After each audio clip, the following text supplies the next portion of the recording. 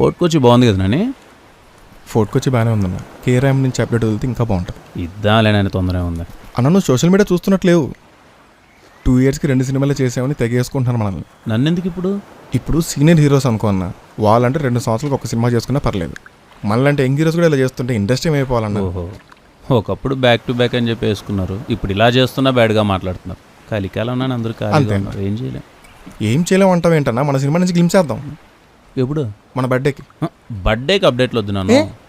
ఏ లేదు నన్ను, నువ్వు ఇచ్చిన అప్డేట్ పాజిటివ్ రెస్పాన్స్ వచ్చిందనుకో హ్యాపీగా బర్త్డే సెలబ్రేట్ చేసుకోవచ్చు. అదే అప్డేట్ రెస్పాన్స్ తేడా కొట్టిందనుకో బాధపడుతూ కేక్ కట్ చేయలేంగా, అసహ్యంగా ఉంటుంది. అన్నా నన్ను నమ్మన్నా.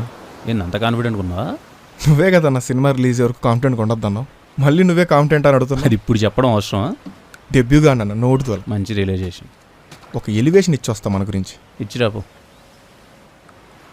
ఈ నెల 14th కేరాంప్ నుంచి ది రిచెస్ట్ చిల్లర్గా వస్తున్నాడు, చూసి ఎంజాయ్ చేయండి. ఇప్పుడు నన్ను చిల్లర అన్నాం, అది ఎలివేషనా? నోటు తోలన్న దాన్న షాట్లోకి వెళ్దాం.